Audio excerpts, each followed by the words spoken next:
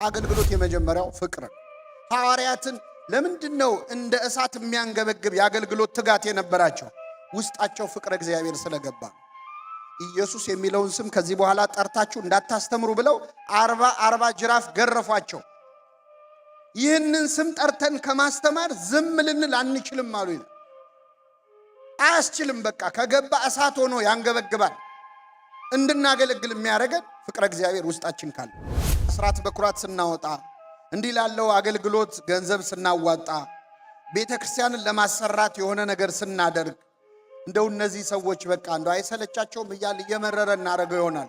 ሁላችንም የምናገለግለው የኃጢአት ይቅርታ ለማግኘት ቢምረን ብለን ነው። በነገራችን ቢምረን ብለን ለማንም ብለን አይደለም። እግዚአብሔር ቤት የምናገለግለው አገልግሎት እያንዳንዱ ተሰፍሮ ተቆጥሮ ዋጋ አለው። በሰማይም በምድርም ዋጋ ነው። በሰማይ መንግስቱን፣ በምድር ደግሞ ለእያንዳንዱ ድካማችን በማይክሮ ሰከንድ ቆጥሮ የሚከፍል እግዚአብሔር ብቻ። ብዙ ሰው ወደ ቤተ ክርስቲያን አገልግሎት ሲጋበዝ እኔ አልመጥንም፣ ለቦታው አልሆንም፣ ሰበካ ጉባኤ ሁኑ አገልግሉ፣ በፍጹም እኔ አይገባኝም፣ እንደዚህ አድርጉ አይገባኝም የሚል ሰዋል። የሚገርም ነገር ልንገራችሁ፣ እግዚአብሔር በታሪኩ እችላለሁ በሚሉ ሰዎች ስራ ሰርቶ አያውቅም። ሙሴ መቼ ነው እግዚአብሔር የሰራበት ታስታውሳላችሁ? ሙሴ እኮ ያደገው በቤተ መንግስት ነው። በቤተ መንግስት የፈርዖን የልጅ ልጅ ተብሎ ነው ያደገው። ስትራቴጂክ ቦታ ላይ ነው ያለው። ቤተ መንግስት ውስጥ ነው ያለው። እስራኤልን ግን ነፃ ያወጣው በፈርዖን ቤተ መንግስት ውስጥ ሆኖ ነው አይደል? ሞከረ በጉልበቱ ሊያወጣ በ40 ዓመቱ ግብፃዊውን ገደለ። እንኳን ነፃ ሊያወጣ እሱም ስደተኛ ሆነ። 40 ዓመት ጠበቀው እግዚአብሔር። በ40 ዓመቱ ነፃ ሊያወጣ ሞክሮ አቅቶት በረሃ ሄደ። ከ40 ዓመት በኋላ እግዚአብሔር አነጋገረው። ሲደመር ስንት ዓመት ይሆነ? ስንት ዓመት? ያገለግለኝ ዘንድ ህዝቤን ልቀቅ ብለህ ለፈርዖን ተናገራል። ለአገልግሎት አሁን ከ40 ዓመትና ከ80 ዓመት የትኛው ይሻላል? አልፈልግም አለ እግዚአብሔር። ትንሽ መተንፈስ አለበት። ትንሽ በራስ መተማመን መቀነስ አለበት። ስለዚህ እግዚአብሔር ስራ የሚሰራው መቼ መሰለ? እንደ ሙሴ እጸጳጦስ ፊት ስትደፋ ነው። ጫማህን ስታወልቅ። በሁሉ ቦታ የእግዚአብሔር ቃል መነገር አለበት። በስራችን፣ በትምህርታችን፣ በምንውልበት ቦታ ሁሉ ቅዱስ ጳውሎስ ምን አለ? በጉባኤም በቤታችሁ ማወራውላችሁ እንጂ አንዳች አላስቀረውባችሁ።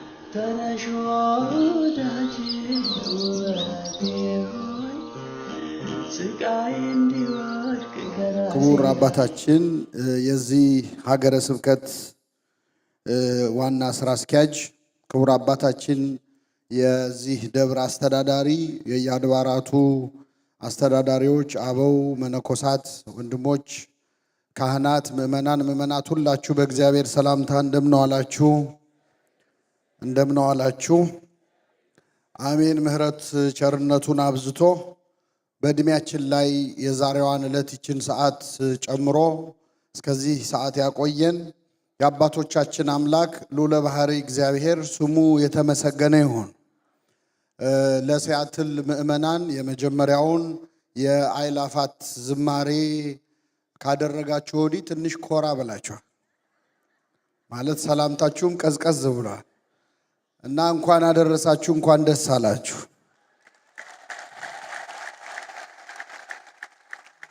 እግዚአብሔር አምላካችን እንደወደደ መጠን የቤተ ክርስቲያን አገልግሎት በዘመናችን በሚል ርዕስ ለቀሪው ሰዓት የእግዚአብሔርን ቃል እንማራለን። እግዚአብሔር አምላካችን በቸርነቱ እንዲያስተምረን እንዲመክረን የእርሱ ቅዱስ ፈቃድ ይሁንልን። እንግዲህ እንደምታውቁት በቤተ ክርስቲያናችን ያለንበትን ሁኔታ መናገር ሳያስፈልግ ቅድስት ቤተ ክርስቲያን ለ2000 ዓመታት ያለማቋረጥ በመከራ ውስጥ ያለች ናት። ክርስቶስ ዓርብ ዕለት በጸለየበት ጊዜ አባት ሆይ ብትወድስ ይህች ጽዋ ከእኔ ትለፍ ብሎ ተናግሯል። ይህ ጽዋ ከእኔ ምን ትበል? ይህንን ንግግር ቅዱስ አምብሮስ የተባለው የቤተ ክርስቲያናችን ሊቅ ሲተረጉም ይህች ጽዋ ከእኔ ወደ ሌሎች ትተላለፍ ማለት ነው ይላል።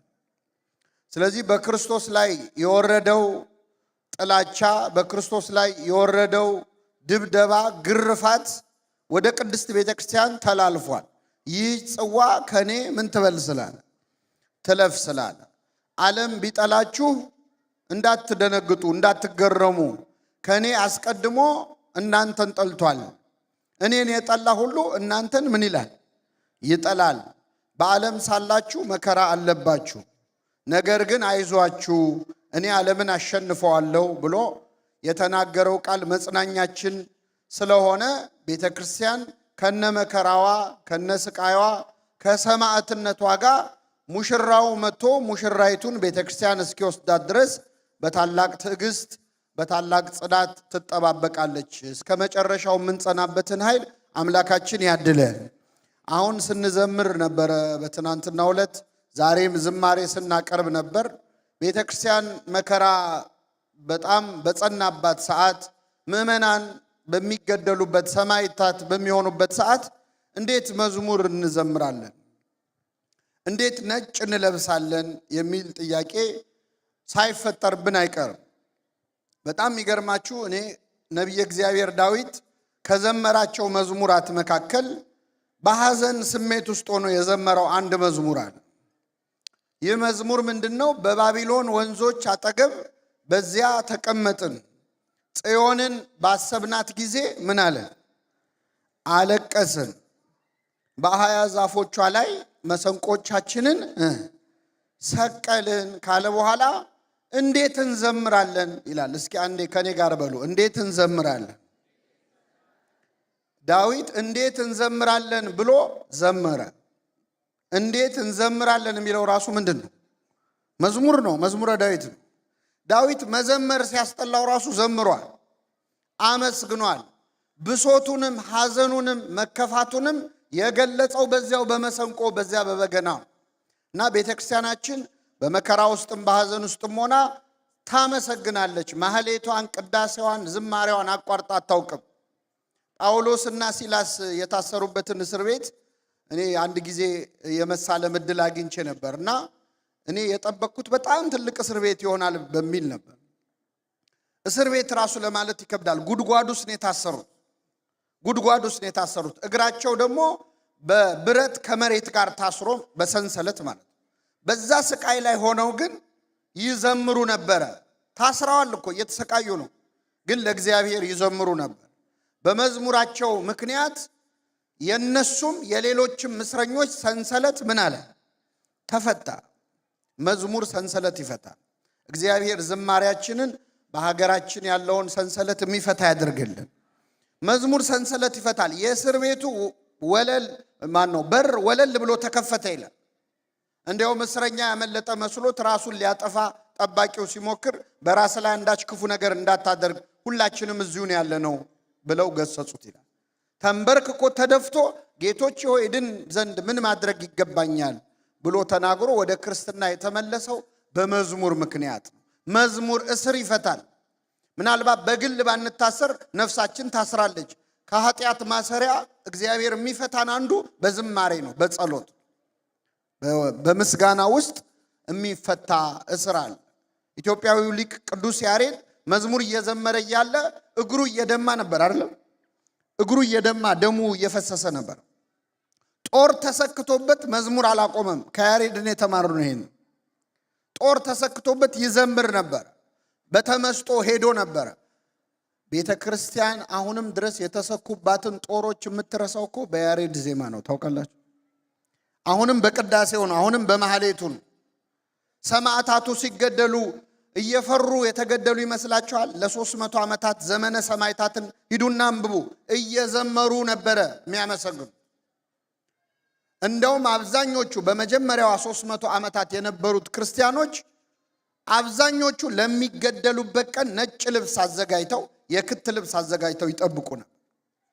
እየፈሩ ሳይሆን እየዘመሩ እያመሰገኑ አንገታቸውን እንደዚህ ኮሌታቸውን ዝቅ አድርገው በደስታ ሆኖ ነው ሰማዕትነትን የተቀበሉ። በረከታቸው ይደረብን። ስለዚህ ቤተክርስቲያን እንደዚህ ነው የኖረችው ማለት እንደዚህ ነው የኖረችው። በኋላም ደግሞ ሰማዕታት ሄደው ከክርስቶስ ፊት ሲቆሙ ምን እንደሚፈጠር ሂዱና አንብቡ። ዮሐንስ ራእይ ምዕራፍ 6 ላይ ስለ ክርስቶስ መስክረው የታረዱትን ነፍሳት አየኋቸው ይላል ቅዱስ ዮሐንስ።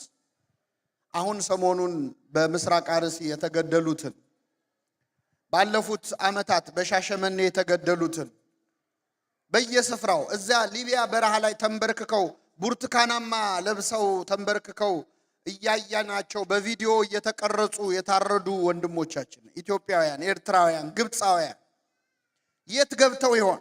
አሁንም ያንን ብርቱካናማ ለብሰው ይሆን? አይደለም። እኔ አላየኋቸውም። ዮሐንስ አያቸው። አየኋቸው አለ። የሰራዊት ጌታ እግዚአብሔር ሆይ እስከ መቼ አትፈርድም? ደማችን እስከ መቼ በምድር ላይ ይፈሳል ብለው ጠየቁ። እንደነሱ የሚገደሉ የሌሎች ወንድሞቻቸው ቁጥር እስኪሞላ ድረስ ለጥቂት ጊዜ እንዲያርፉ ተባለላቸው። ትንሽ አረፍ በሉ አላቸው። ነጭ ልብስም ተሰጣቸው ይላል። ምን ተሰጣቸው? ነጭ ልብስ። አሁን ያም ብርቱካናማ ልብስ ጥለውታል።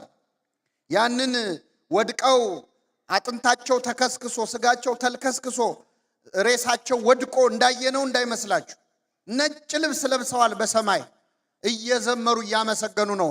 የኛንም ነገር እየነገሩት ነው። እስከ መቼ አትፈርድም ብለው በእግዚአብሔር ፊት ቆመው። እግዚአብሔር ከሰማዕታቱ በረከት ያሳድርብን። እና ዛሬ የምንወያየው የቤተ ክርስቲያን አገልግሎት በዘመናችን በሚል ርዕስ እንግዲህ እንደምታውቁት መነሻ ያደረግነው ዘመነ ሰማዕታትን ይሁን እንጂ ቤተ ክርስቲያን ከመከራ ውጭ አገልግሎቱ አይቋረጥ። አሁን እያገለገልን ያለነው የቤተ ክርስቲያን አገልግሎት ማገልገል ካለብን አንጻር እና ቤተ ክርስቲያን ካሉባት ተግዳሮቶች ወይም ፈተናዎች አንጻር ወደ ኋላ እንድንቀር እያደረገን ያለው ምንድነው? መቼስ ወፍራም በግ አለ ሲሉት ይሞታል ይባላል። እንደዚያው ነጭ ለብሰን አዳራሽ ሞልተን አገር ቤትም በአደባባይ በንግስ በጥምቀት ብዙ ሆነን ስንታይ ያለን እንመስላለን እንጂ በየቀኑ በጣም ብዙ ኦርቶዶክሳውያን ከሃይማኖት እየወጡ እየካዱ ሰማዕታቱስ ለክብር ነው የሚገደሉት። ግን ወስኖ ከዚህች ኦርቶዶክሳዊ ተዋህዶ የሚወጣ ሰው በየቀኑ አለ የለም? አለ። ይህንን ለማወቅ ነቢይ መሆን አያስፈልግም። በሳምንት አንድ ሰው ሁለት ሰው ስልክ እየደወለ እህቴ፣ የእህቴ ልጅ፣ የወንድሜ ልጅ፣ ትንሿ ልጄ፣ ትልቋ ልጄ ሃይማኖት ቀይራብኛለች እያሉ እያለቀሱ የሚደውሉ ወላጆች በጣም ብዙ ናቸው። ሚስቴ ሃይማኖት ቀይራለች ምን ላድርግ የሚል ባል፣ ባሌ ከዚህ በኋላ ቤተክርስቲያን አልመጣም ማለኝ የምትል ሚስት፣ እኔ መቁረብ ፈልጋለሁ እሱ ግን ቤተክርስቲያን በአይኑ ማየት አይፈልግም የሚሉ ባለ ትዳሮች አሉበት። ስለዚህ ዘመኑ ካመጣብን ከውጫዊ ፈተና በላይ እኛ ራሳችን መስራት ያለብንን ነገር ብዙ ያልሰራነው ነገር አለና አሁን እኔ እንግዲህ እንግዳ እንደመሆኔ አንድ ትልቅ እድል አለኝ። ምንድነው? እንግዳ እንደፈለገ ነው የሚናገረው። ግፋቢል ድጋሚ አጠሩኝም። በቃ የመጨረሻው ሪስክ ድጋሚ አልመጣም። ስለዚህ እንደው የቤተ ክርስቲያን አገልግሎትን እንዳናገለግል የሚከለክሉን ነገሮች ምንድናቸው? ወደ ኋላ እንድንቀር የቤተ ክርስቲያን አገልግሎት እንዳይሰፋ እንዴ በእውነት ለመናገር ይቺ ቤተ ክርስቲያን እኮ ቅዳሴዋ ላይ በየቀኑ አዳዲስ ተጠማቂዎች እንደሚኖሩ እርግጠኛ ሆና ማለት ጻውኑ ክርስቲያን የሚል ዜማ ያስቀመጠች ቤተ ክርስቲያን። እኔ እንግዲህ ስንት ዓመት ቀድሻለሁ። ጻው ስል አንድም ንዑሰ ክርስቲያን ሲወጣ ይቻላል። ጻው ስል እንደውም አዲስ አበባ ላይ አንዳንድ ስራ የረፈደባቸው ሰዎች ይወጣሉ ንዑሰ ክርስቲያንም የሆኑ መስሏቸው ማለት። መቼ ነው አዲስ አማኝ መቀበል የምንጀምረው? ዛሬ ምእመናን መጡ ከሌላ እምነት ከፕሮቴስታንት ከሙስሊም ከካቶሊክ ወደዚች ቤተ ክርስቲያን ይህን ያህል ምእመናን መጥተዋል እልል በሉ የምንባለው መቼ ነው? እገሌ ይህን ያህል ብር ሰጥቷል በሚለው እንደምንለው አይደለም። እኔ የምላችሁ መቼ ነው እስቲ አዳዲስ ነፍሳት ተጨመሩ። በየቀኑ ይበዙ ነበር። የመጀመሪያዊቱ ቤተ ክርስቲያን እያደገች ነው የመጣችው። ሰማዕትነት መከራ የሚያስቆም አካል የለ። የኢትዮጵያ ቤተ ክርስቲያን እንኳን ታሪክ ተመልከቱ። ከመጀመሪያው ከኢትዮጵያዊ ጃንደረባ አንስቶ በአባ ሰላማ በተስዓቱ ቅዱሳን በቅዱስ ያሬድ እያደገች ከኃይል ወደ ኃይል ከፍ እያለች የመጣች ቤተ ክርስቲያን ናት። ለምንድን ነው እኛ ጋር ሲመጣ ችግር ብቻ እያወራን የምንቆመው? ለምንድን ነው እንዳናገለግል የከለከለን ነገር ምንድን ነው የሚለውን በጥቂቱ እንመለከታለን። እግዚአብሔር አምላካችን በቸርነቱ እንዲያስተምረን ቅዱስ ፈቃድ ይሁንልን። በመጀመሪያ እንደው የአገልግሎታችን ወደ ኋላ መቅረት ምክንያት የአገልግሎትን ትርጉም አለመረዳት ነው። መንፈሳዊ አገልግሎት ምንድን ነው? የመጀመሪያው ነገር ምን እንደሆነ አለመረዳት ነው። አገልግሎት እኛ ሁላችን የተፈጠርንበት ዓላማ ነው። እግዚአብሔር እንግዲህ ምድር ላይ ያሉትን ሁሉ የፈጠረበት ምክንያት አለው። ያለ ምክንያት የፈጠረው አንድም ፍጡር የለም። ብዙ ምክንያቶች አሉ። ለአንክሮ፣ ለተዘክሮ፣ ለምግበ ስጋ፣ ለምግበ ነፍስ የተፈጠሩ አሉ። እኛ ልንበላ ልንጠጣ አይደለም የተፈጠርነው። ሰውና መላእክትን ለይቶ የፈጠረው ስሙን እንዲቀድሱ መንግስቱን እንዲወርሱ። ቅዱስ ጳውሎስ እንመላለስበት ዘንድ እግዚአብሔር አስቀድሞ ያዘጋጀውን ይላል መልካሙን ስራ ለማድረግ በክርስቶስ ኢየሱስ ተፈጠርን ይላል። ስለዚህ መንፈሳዊ አገልግሎት የተፈጠርንበት ዓላማ ነው። ለዚህ ነው እግዚአብሔር የሰራን እንድናገለግለው ነው የመጣን። አሁን ለብዙዎቻችን ስራ እንሰራለን በሙሉ ጊዜያችን፣ ትምህርት እንማራለን በሙሉ ጊዜያችን፣ በትርፍ ጊዜያችን ደግሞ ቤተ ክርስቲያን እንመጣለን። እንደዛ ነው ሰው የሚያስበው። እንደውም አንዳንድ ሰው በትርፍ ጊዜ ምን ማድረግ ደስ ይልሃል ሲባል ሳይክል መንዳት፣ ዋና መዋኘትና ቤተ ክርስቲያን መሄድ ይላል። እግዚአብሔር ለብዙ ሰው የትርፍ ጊዜ ጉዳይ ነው። አንዳንድ ኤክስትራ ካሪኩላር አክቲቪቲስ ውስጥ ነው እግዚአብሔርን የምናስገባው። መጽሐፍ ቅዱስ ግን የሚለን የተፈጠርነው ማንን ለማገልገል ነው?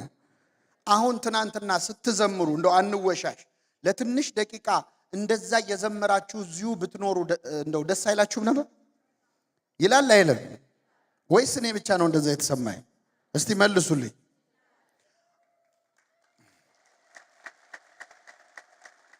እንደው ዝም ብለን እየዘመርን እዚሁ ብንቀር ደስ አይላችሁም? ያ ስሜት ማለት በዘላለማዊው ዓለም በመንግስተ ሰማያት እንደዛ እንድንኖር ስለተፈጠርን ነው። ሰው ሲያመሰግን፣ ሲያስቀድስ፣ ሲጸልይ፣ ተመስጦ ውስጥ ሲገባ፣ ተዘክሮ ሲገባ እንደው እዚሁ በቀረው የሚያሰኝ ስሜት የሚሰማው የተፈጠረው እንደዛ ሊኖር ስለሆነ እግዚአብሔርን የሚፈልግ ነፍስ ነው ያለን ማለት። ስለዚህ አገልግሎት የመጀመሪያ የተፈጠርንበት ዓላማ ነው። ሁለተኛ የምናገለግለው ለነፍሳችን መዳን። ማንም ለማንም ብሎ አያገለግልም። ምናልባት ለቤተ ክርስቲያን አስራት በኩራት ስናወጣ፣ እንዲህ ላለው አገልግሎት ገንዘብ ስናዋጣ፣ ቤተ ክርስቲያንን ለማሰራት የሆነ ነገር ስናደርግ እንደው እነዚህ ሰዎች በቃ እንደው አይሰለቻቸውም እያል እየመረረ እናደርገው ይሆናል። ሁላችንም የምናገለግለው የኃጢአት ይቅርታ ለማግኘት ነው። ቢምረን ብለን ነው። በነገራችን ቢምረን ብለን ለማንም ብለን አይደለም። እግዚአብሔር ቤት የምናገለግለው አገልግሎት እያንዳንዱ ተሰፍሮ ተቆጥሮ ዋጋ አለው። በሰማይም በምድርም ዋጋ አለው። በሰማይ መንግስቱን፣ በምድር ደግሞ ለእያንዳንዱ ድካማችን በማይክሮ ሰከንድ ቆጥሮ የሚከፍል እግዚአብሔር ብቻ ነው። ከኔ ጋር ናችሁ ምዕመናን? እግዚአብሔር ከሁላችን ጋር ይሁን። አሁን እዚህ ቁጭ በማለታችን የምናገኘውን ዋጋ ብናቀው፣ በነገራችን ላይ በሴኪዩሪቲ ከዚህ ቤት አንወጣ ብናውቀው፣ አሁን ቁጭ በማለታችን ሌላውን ትታችሁት ማለት እያንዳንዷን የትኛውም ካምፓኒ እንደ ቤተ ክርስቲያን አይከፍልም። ሌላ ቦታ ብትሰራ በሰዓት ነው የሚከፈል። እግዚአብሔር በማይክሮ ሰከንድ ነው የሚከፍለው። ሐሳብህን ጭምር አይቶ የሚከፍል አምላክ። ስለዚህ አገልግሎት ማለት ለኃጢአታችን ስርየት ነው።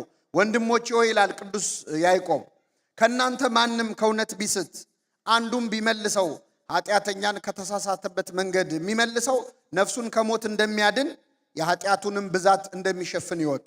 እኔ እናንተን አላውቅም። እኔ የማገለግለው ኃጢአቴን ለመሸፈን ምህረት ለማግኘት ነው።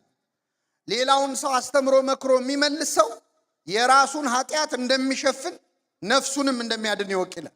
ስለዚህ ስታገለግሉ በዚህ አስተሳሰብ ካገለገላችሁ ለገሌ ብዬ ነው የሚለው ስሜት ጥርግርግ ብሎ ነው የሚወጣልን። የኃጢአት ስርየት ለማግኘት እናገለግላለን። ሶስተኛውን ትርጉም ልንገራችሁና ወደ መጨረሻው እመጣለሁ። እስቲ አንድ ፈቃደኛ የሆነ ሰው እጁን ያውጣልኝ ከወንድሞች። እሺ ወንድማችን ማን ነው ስምህ? ዮሴፍ። የምትወደው ምግብ ምንድን ነው? አስብበት። ምን አለ? ሽሮ የሚወድህ ምግብ ነው። ለኢትዮጵያውያን አሁን እሺ ይሁን ችግር የለው። እኔ በጣም ይገርመኛል ሽሮ ምን እንደነካችሁ ነው እንጂ። እሺ ዮሴፍ፣ ሽሮን አሁን እዚህ ያለው ሰው በሙሉ ባይወደው አንተ ብቻ ብትወደው እዚህ ያለው ሰው ሽሮን እንዲወድ ምን ታደርጋለህ? ትነግረዋለህ። አልገባው አለ። ግን በሚያሳዝን ሁኔታ ምን አለ? ምን አለ? ጸልይለታል። ሽሮን ለማስወደድ የሚጸልይ ሰው ተገኘ። በጣም ጥሩ ነገር ነው። እሺ ቁጭ በል፣ እግዚአብሔር ያክብርልህ። ለማንኛውም አንድ ሰው የሆነ ምግብ እንደው ጣዕሙን አልረዳ ሲለ ምንድነው የምናደርገው? እስቲ ንገሩ። አንድ ጊዜ ምን በለው?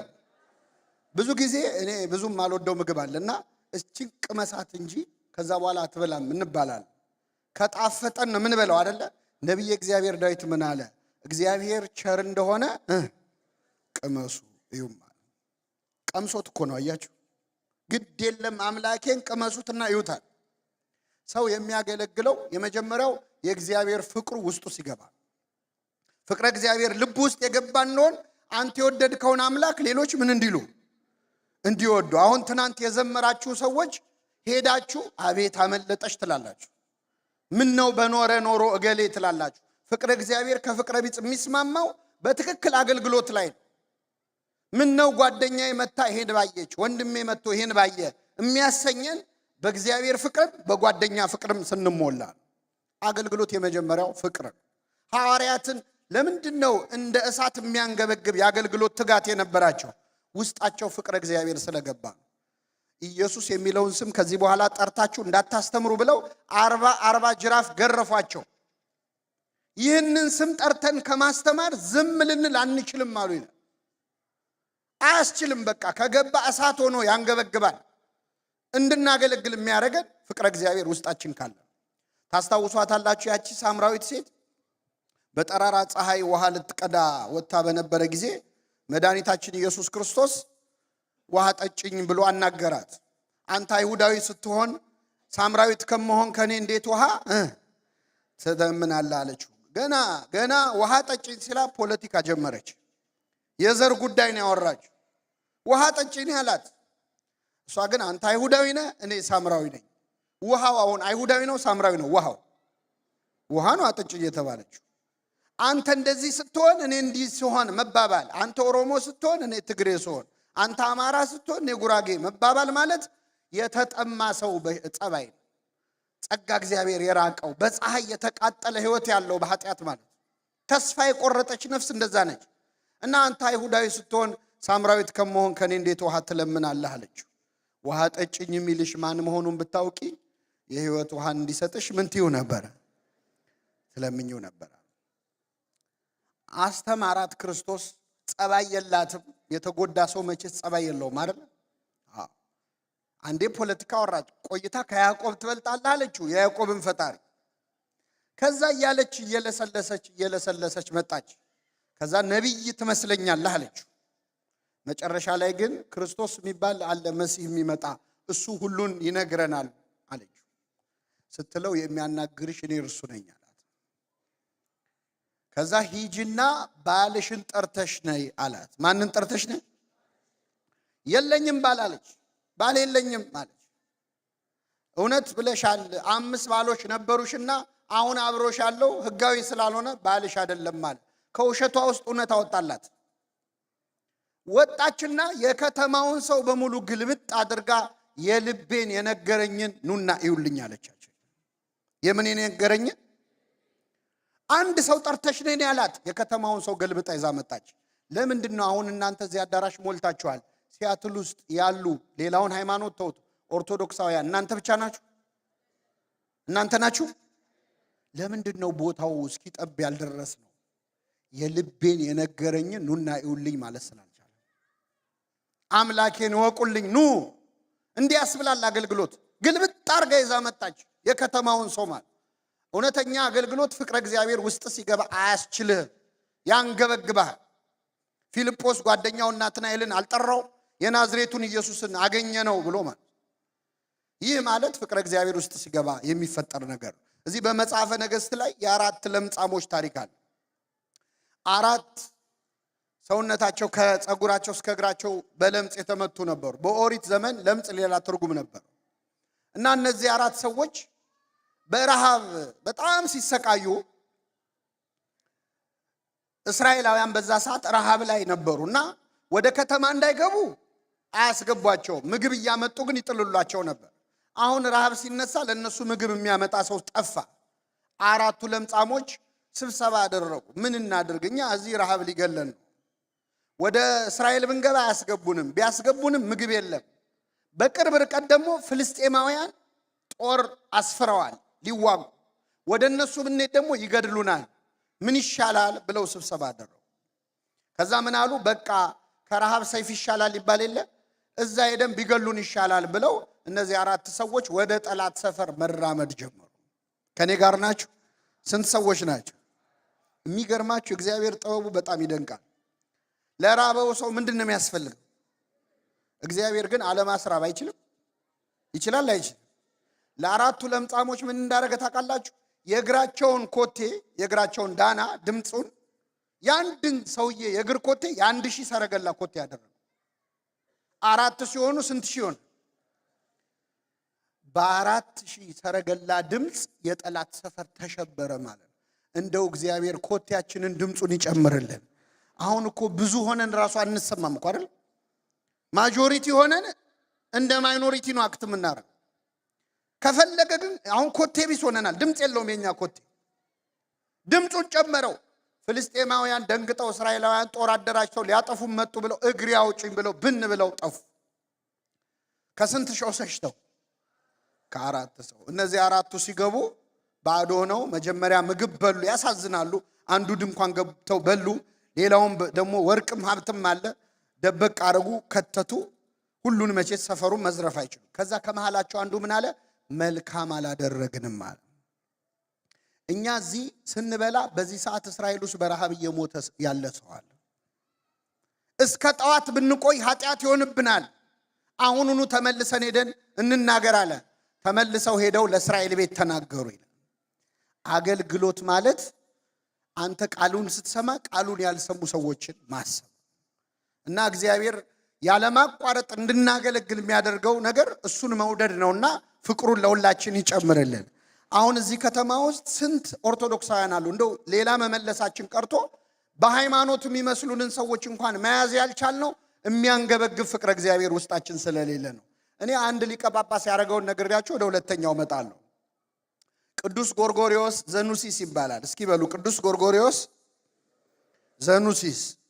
ኑሲስ የምትባል ትንሽ ከተማ ውስጥ ሊቀ ጳጳስ ሆኖ የሚያገለግል አባት ነው። ጎርጎርዮስ እንግዲህ በጣም የተማረ ሊቅ ነው።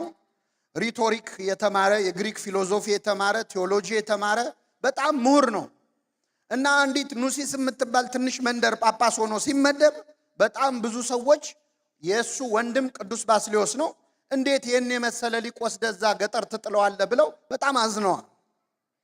ወንድምን ደና ስም ያለው ከተማ ላይ ለምን አልመደብከውም ሲሉት እኔ ወንድሜ በከተማው እንዲጠራ ሳይሆን ከተማው በወንድሜ እንዲጠራ ነው የምፈልገው። እና ይገርማቸዋል ቅዱስ ጎርጎርዮስ ሲያገለግል እዛ ከተማ ውስጥ ያሉት ክርስቲያኖች 13 ቤተሰብ ብቻ ነበሩ። ስንት ቤተሰብ? 13 ቤተሰብ ነበሩ። እንኳን ጳጳስ ቀርቶ ማለት ነው። እኔ ራሱ 13 ሰው አለ ቢባል ሲያትል ድረስ አልመጣም። በስልክ አገናኙኝ ነው የምለው። እሱ ግን 13 ቤተሰብ አስተምሮ ከዛች ሀገረ ስብከት ሳይወጣ ለክርስቲያን ዓለም ሀገረ ስብከቱ ነች፣ ለጳጳስ ግን ሀገረ ስብከቱ ዓለሙ ነች ይባል። እዛው አስተምሮ አረፍተ ዘመን ገቶት ሞተ። ሲሞት እዛች ከተማ ውስጥ ያሉት ክርስቲያን ያልሆኑ ሰዎች 13 ብቻ ነበሩ። ክርስቲያን ያልሆኑት ሲያትል ውስጥ እኛ መንፈሳዊ አገልግሎት ከጀመረን ስንት ሰው ተመለሰ? ወይ ስንት ሰው ወጣ? ይሄ በጣም አሳሳቢ ነገር ነው። ስለዚህ አገልግሎት ፍቅር ነው። አገልግሎት ከእግዚአብሔር ጋር መስራት ነው። አንዳንድ ሰዎች እኔ እኮ ከገሌ ጋር ነው የምሰራው፣ እኔ የቅርብ አለቃዬ እኮ ገሌ ገሌ ነው ብለው ይኮፈሳሉ። የኔ ኢሚዲየት አለቃ ኦባማ ነው ይል ነበር አንድ ሰውዬ፣ አሁን ታሰረ መሰለ። የቅርብ አለቃዬ ኢሚዲየት አለቃዬ ባራክ ኦባማ ነው ይል ነበር። ኢሚዲየት አለቃችሁ እግዚአብሔር እንዲሆን ከፈለጋችሁ ቤተክርስቲያን ውስጥ አገልግሉ። እኛ ቅዱስ ጳውሎስ ምን አለ? እኔ ተከልኩ አጵሎስም አጠጣ እግዚአብሔር ያሳድግ ነበረ። እኛ ከእግዚአብሔር ጋር ምን ሰራነን አለ። ከማን ጋር? ቤተክርስቲያን ውስጥ ማገልገል ማለት ከእግዚአብሔር ጋር አብሮ መስራት ማለት ነው። ዋይት ሃውስ ከሚሰራ ሰው ይልቅ ቤተክርስቲያን ውስጥ የሚሰራ ሰው ለዘላለማዊ መንግስት እየሰራ ነው ያለው። ለቤተ መንግስት ነው የሚሰራው። ሊያውም ህልፈትም ሽረትም የሌለው ስልጣን ላለው ንጉስ ነው የሚሰራው ለእግዚአብሔር። ስለዚህ አገልግሎት ማለት ከእግዚአብሔር ጋር አብሮ መስራት ነው። እንዳናገለግል የሚያደርገን የመጀመሪያው አገልግሎትን አለመረዳት ነው። 3 ነው የምነግራችሁ፣ ከዛ ወደ መጨረሻው እመጣለሁ። እንዳናገለግል የሚያደርገን ሁለተኛው አይገባኝም ማለት። ብዙ ሰው ወደ ቤተክርስቲያን አገልግሎት ሲጋበዝ እኔ አልመጥንም፣ ለቦታው አልሆንም፣ ሰበካ ጉባኤ ሁኑ አገልግሉ፣ በፍጹም እኔ አይገባኝም፣ እንደዚህ አድርጉ አይገባኝም የሚል ሰዋል። የሚገርም ነገር ልንገራችሁ፣ እግዚአብሔር በታሪኩ እችላለሁ በሚሉ ሰዎች ስራ ሰርቶ አያውቅም። እኔ በጣም የሚገርመኝ ነገር እናንተም ሳይገጥማችሁ አይቀርም። አንዳንዴ ሰበካ ጉባኤ ሲመረጥ እንደው ድሪም ቲም የሚባል ሰበካ ጉባኤ ተመርጦ አይታችሁ ታውቃላችሁ?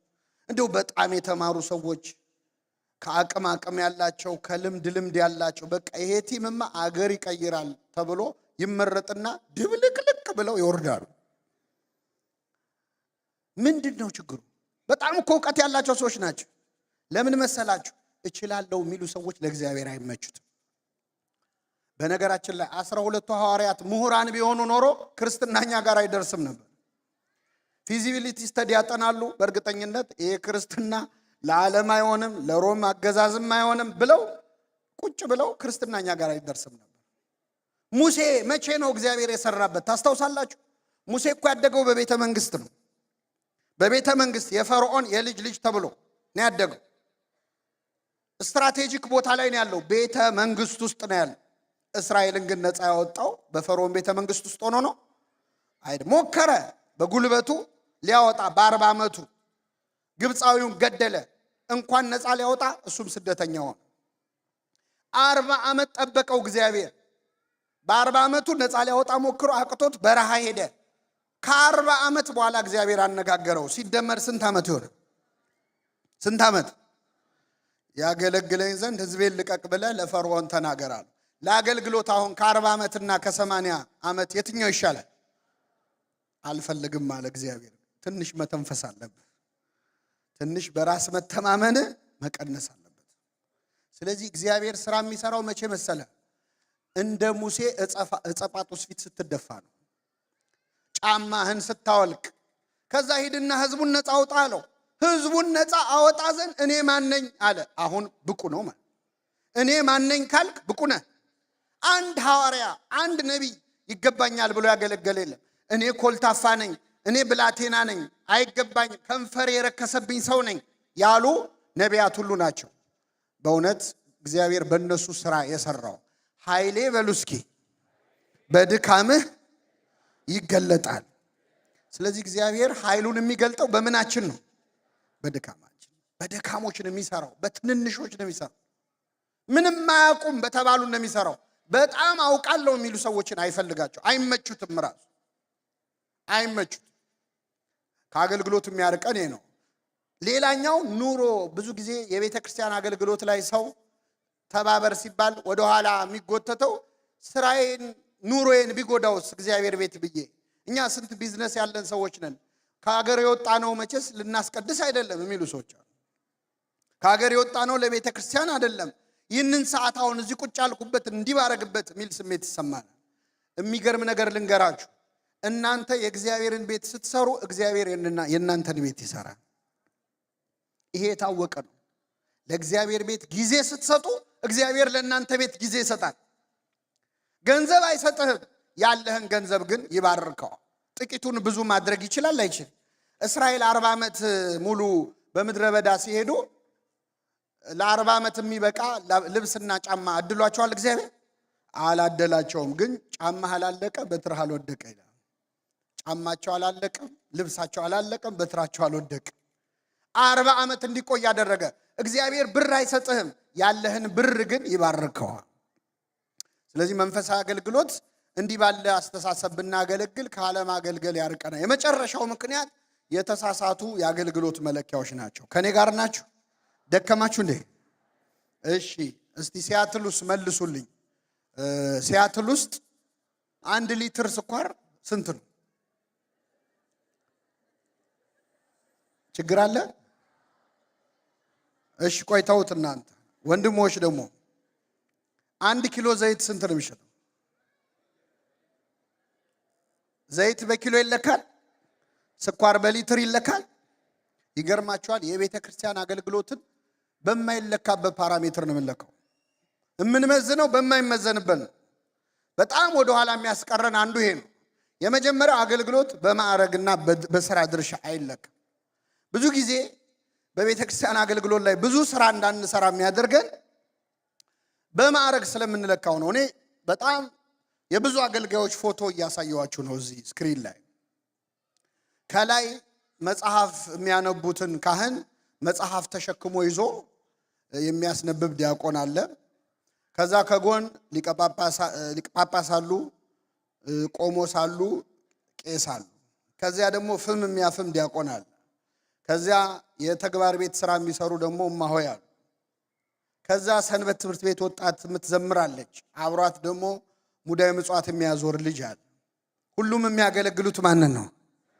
አሁን ከዚህ ውስጥ ትልቁ አገልግሎት የትኛው ነው? አሁን እኛ የሚመስለን የጳጳሳቱ የካህናቱ አገልግሎት ነው። እኔ ለአገልግሎት ማዕረግ አያስፈልግም፣ ክህነት አያስፈልግም አላልኩም። ግን አገልግሎት በማዕረግ አይለካም። ብዙ ጊዜ ብዙ ሰው ቤተክርስቲያንን ሲከስ ለምንድን ነው ቤተክርስቲያን እንደዚህ የማታደርገው ይላል። በሱ ቤት ቤተክርስቲያን ጳጳሳት ነው የሚመስሉት። በሱ ቤት ቤተክርስቲያን ካህናት ነው የሚመስሉት። ካህናት የቤተክርስቲያን አንድ አካል ናቸው እንጂ ሁላችንም ቤተክርስቲያን። በጣም ይገርማል። ቤተክርስቲያን የሚለውን ቃል በነገራችን ላይ ግዕዙ እና አማርኛው ላይ ነው የተሻለ ያለው። በእንግሊዘኛው ቸርች ነው የሚባለው። ቸርች ኪሪዮስ ከሚለው ቃል ነው የመጣው፣ ኦፍ ክራይስት ወይም የጌታ ማለት። ቤተ ክርስቲያን ግን ልዩ ስም ነው። እስኪ በሉ ቤተ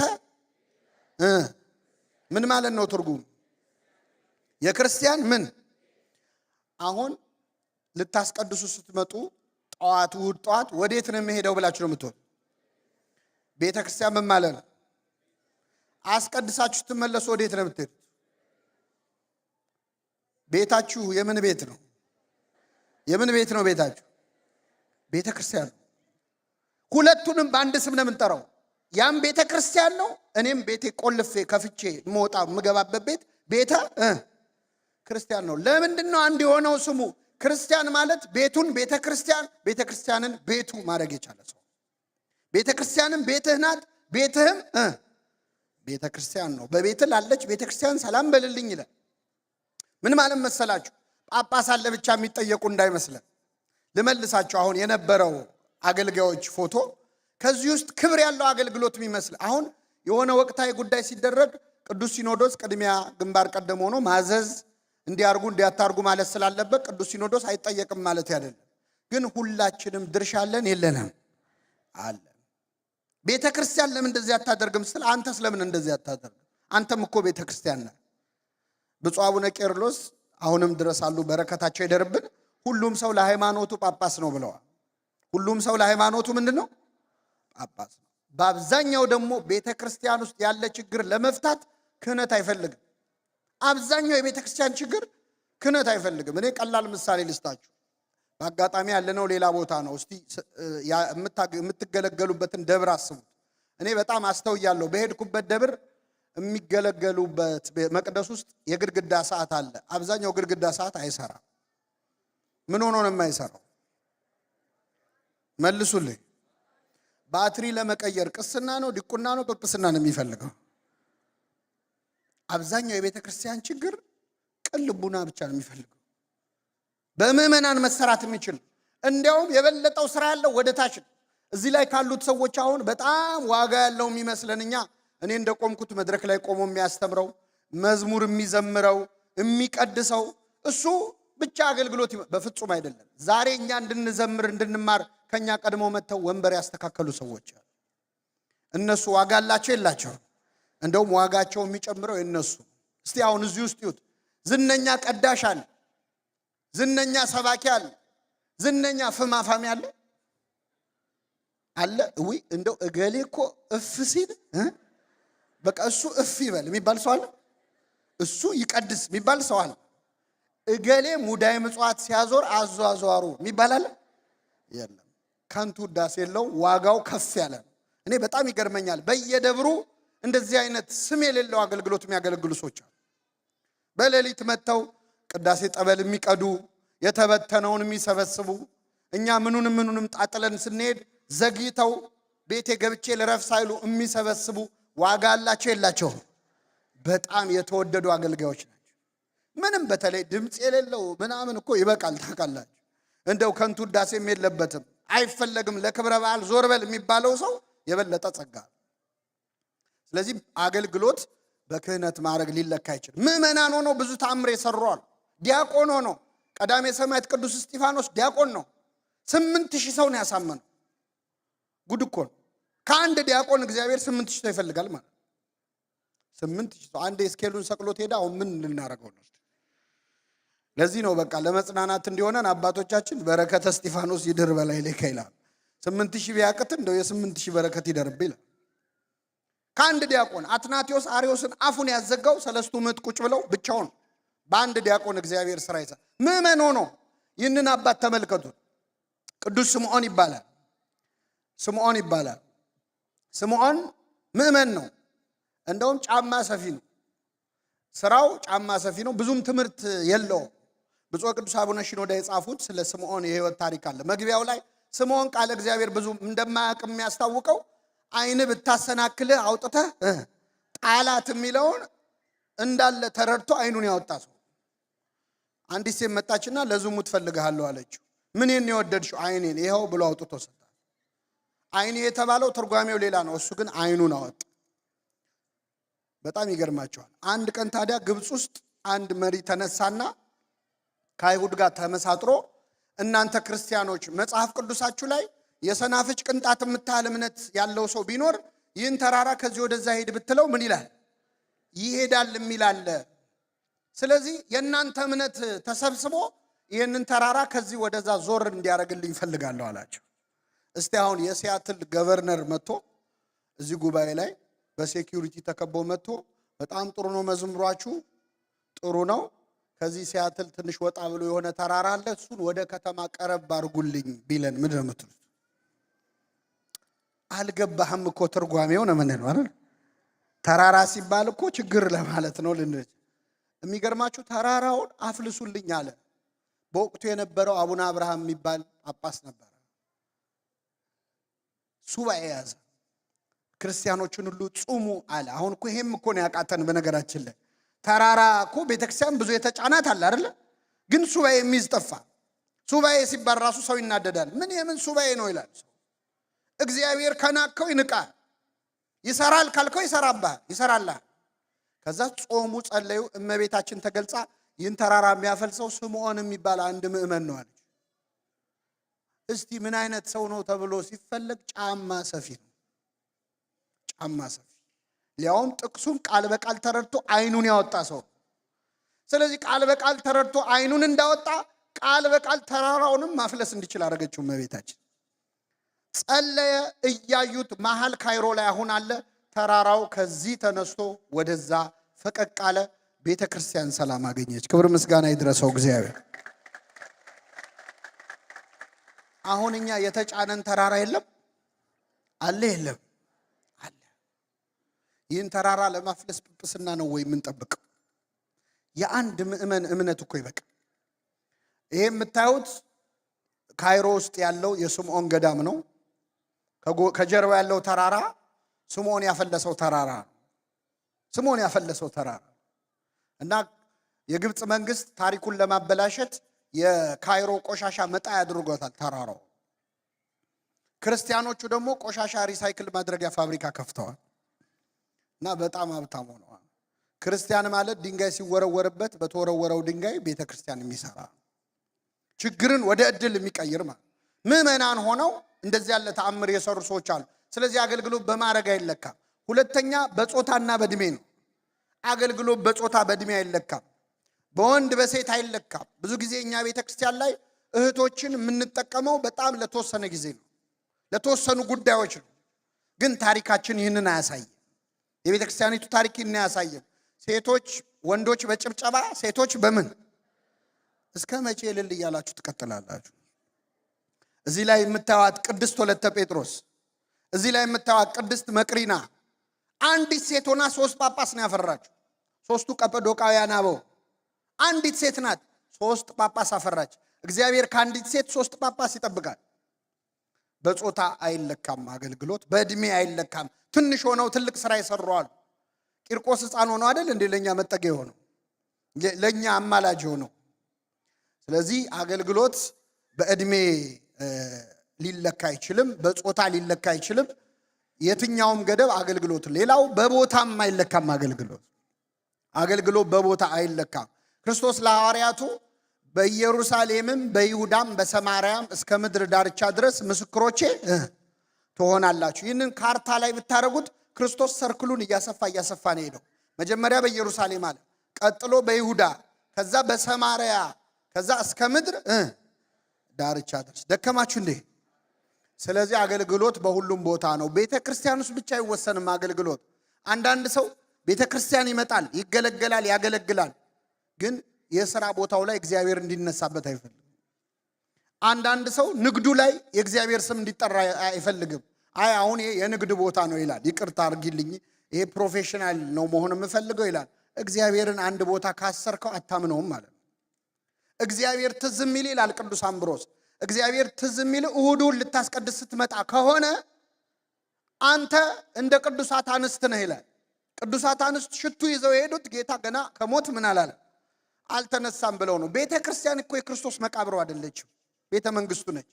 ስለዚህ እሁድ ብቻ ጌታ እዛ ያለ ከመሰለህና ሌላ ቦታ ከረሳኸው ላንተ ክርስቶስ ገና አልተነሳም።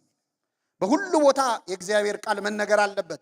በስራችን፣ በትምህርታችን፣ በምንውልበት ቦታ ሁሉ ቅዱስ ጳውሎስ ምን አለ? በጉባኤም በቤታችሁ አወራሁላችሁ እንጂ አንዳች አላስቀረሁባችሁ። እኔ ብታሰር እንኳን የእግዚአብሔር ቃል አይታሰር። እስር ቤት ሆኖ እንኳን በእውነት በቦታ አልገደበውም እግዚአብሔር። የመጨረሻው አገልግሎት በዘመን መርዘምና ማጠር አይለካም። ብዙ ዓመት ያገለግላል፣ ጥቂት ዓመት ያገለግላል። እግዚአብሔር ባገለገለበት እድሜ መጠን ብቻ አይደለም የሚለካው ባመጣው ውጤት እንጂ። ይህን የምለው ለምንድን ነው? እዚህ መሃል ሁለት አይነት ሰዎች አሉ። እንደኔ ቤተክርስቲያን ያደገ በጣም ብዙ ሰው አለ። እዚህ መሃል እድሜውን ሙሉ ቤተክርስቲያን ያሳለፋል። ደግሞ ሰሞኑን ወደ ቤተክርስቲያን የመጣ ሰው አለ። ትልቁ ችግር ምንድን ነው? ቤት ውስጥ የቆየነው ሰዎች አዲስ ሰው ሲመጣ ብዙም ደስ አይለን። ከኔ ጋር ናችሁ? እስቲ ምን ያህል ዌልካሚንግ ነው ቤተክርስቲያን ሰው ሲመጣ የምንቀበልበት ፊት? እኔ አሜሪካን ሀገር ለመጀመሪያ ጊዜ የዛሬ 2 ዓመት ነው የመጣሁት። እንደመጣው በጣም የገረመኝ ከስተመር ሰርቪስ። በጣም ሰው ስታስተናግዱ ቤተክርስቲያን ውስጥ አላልኩም፣ ስራ ቦታ አንድ ባንክ ሄድን ጉዳይ ለማስፈጸም ከአንዲት እህታችን ጋርና በአጋጣሚ የተቀመጥንበት ወንበር ሙሉ ነው። ሁላችንም ቁጭ ብለናል። ሊያስረዳን ፈልጎ መጥቶ የባንኩ ኃላፊ እኮ ነው መጥቶ ተንበርክኮ አዋራ። እኔ ያወራውንም ባልሰማሁት ተንበርክኮ ጉዳያችንን ጨረሰ። አገር ቤት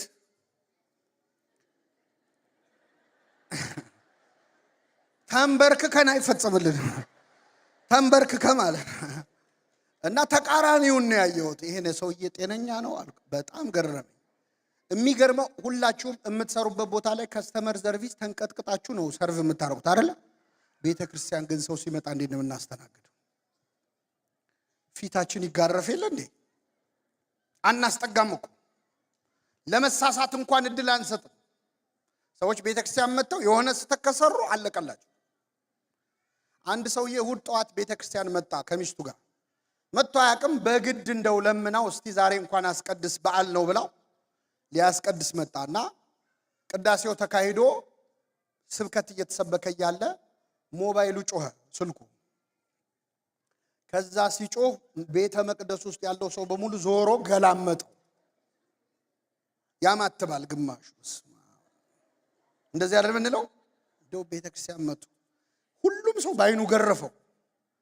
ከዛ ኪሱ ጠፋበት ራሱ። አንዳንዴ ሰው ሲያይ እኮ ያስደነግጣል አይደል? እንዴት አርጌ ልዝጋው ብሎ እንደምንም ብቻ ዘጋው። ከዛ ሰባኪው እኔ የቆምኩበት ቦታ የቆመው ሰውዬ ደግሞ ለ5 ደቂቃ ስልክ ቤተክርስቲያን ውስጥ እንዴት ይዛችሁ ከፍታችሁ ትመጣላችሁ በሚል ለ5 ደቂቃ ገሰጸው ሰውዬው። ከዛ አለቀ። ከቤተክርስቲያን ቤት እስኪደርስ ድረስ ሚስቱ መኪና ውስጥ እየመከረችው ነው። እርምህን ብትመጣ እንደው ታዋርደኝ እያለች ማለት። ከዛ ደረሰ ቤት። ቀኑ ተበላሸ ማለት። ከዛ በቃ አይ ዛሬ ቀን አይደለም ብሎ ሄደና ትንሽ ልጠጣ በቃ ብሎ ሊሰክር ማለት። መጠጥ ቤት ገብቶ ቢራ አዘዘ፣ አቀረቡለት። ቢራውን ተቀብሎ ተጎነጨና ባንኮኒው ላይ ያስቀምጣለሁ ሲል ተደፋበት። ተደፍቶ እዛ የተቀመጡ ሰዎች ላይ ተረጨ። ደግሞ ደና ሱፍ የለበሱ ሰዎች ናቸው። ዛሬ ቀን አይደለም ማለት ተነሱና ውይ አይዞ ያጋጥማል እኮ ምንም ማለት አይደለም ማለት። የመጠጥ ቤቷ ባለቤት ሰራተኛ አዘዘችና ቦታው ተወለወለ። ዛሬ እኔንም ጋብዝ ብላ ቢራ በነፃ ሰጠችው። ይሄ ሰውዬ ከዛች ቀን ጀምሮ ከዛ መጠጥ ቤት ቀርቶ አቅ ይህንን መስተንግዶ ማግኘት የነበረበት የት ነበረ? ቤተክርስቲያን። እኛ እንደ ሾህ እንዋጋለን። የሆነ ሰው ይሳሳት የሆነ ሰው ይሳሳት ብቻ አይደለ እናፈርጠዋለን በግልምጫ። ጸጉሩ ያደገ ልጅ ይመጣል ቤተክርስቲያን። ሰው እኮ ክርስትና ሲገባ አንገቱንም ይቆረጣል አይደለም ጸጉሩን አይደል? ማተቤን አልበጠስም ብለው አንገታቸው እየተበጠሰ አይደል? እኛ ግን ሰዎች ቤተክርስቲያን ውስጥ ገብተው እንዲለወጡ አይደለም የምንፈልገው፣ ተለውጠው እንዲገቡ ነው። በቅተው እንዲመጡ ነው የምንፈልገው። አንታገሳቸውም ራሱ። ስለዚህ ቤተክርስቲያንን ዋጋ አስከፈላት አዲስ ለሚመጣ ሰው። አንዳንድ ሰው ድሮ ቀረ ይላል። አገልግሎት በእኛ ጊዜ ቀረ አሁን ምን አለ የሚል ሰው። ድሮ ቀረ ቢሉ ኖሮ የሚያምርባቸው ሐዋርያት ናቸው። እነሱን ያስተማራቸው ማን ነው? እኛ ድሮ ቀረ ስብከት የተራራው ስብከት ማለት ይችሉ ነበር። አንተ የመለኮትን ምስጢር ከሐዋርያትን እንዳልሰወርክ እነሱም የክህነትን ምስጢር ከኛ አልሰወሩም ይላል ቅዱስ አትናቴዎስ በቅዳሴ። አባቶቻችን ሐዋርያትን ያስተማሩን። አሁን ትልቁ ችግር የትውልድ መተካካት የለም።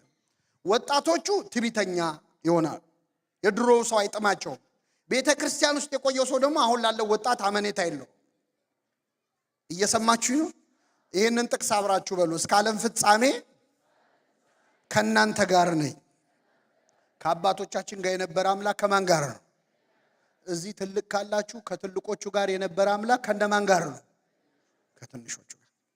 ይሄን ማመን አለበት። እኛ ችግራችን እንደ ሀገርም ነው እውነት ለመናገር ማለት በሰላም አንረካከብ። አንድ ደብር ለወጣቱ ከሚሰጥ ሰበካ ጉባኤውን ኃላፊነቱን እዚህ መሃል አድባራት የምትመሩ አላችሁ። ደና ልጆች እያሏችሁ ግን መስጠት አትፈልጉ። ኃላፊነት ማህበራት የምትመሩ አላችሁ፣ መስጠት አትፈልጉ። ይሄ በአገር የመጣ ችግር ነው። አገልግሎት መሆን ያለበት ዱላ ቅብብል ነው። ዱላ ቅብብል የሚባል ሩጫ ታውቃላችሁ? ሯጩ ሮጦ ዱላውን ለቀጣዩ ሯጭ ምን ይለዋል? ሯጩ ተቀብሎ ምን ይላል? ይሮጣል። እኛ አገር ግን እንደዚህ የሚባል ነገር የለም። አንደኛ የመጀመሪያው ሯጭ ልቡ እስኪፈርስ ይሮጣታል እንጂ ዱላውን ለዛ ሰውዬ ምን አይልም፣ አባሮን የሚቀማው አይደል?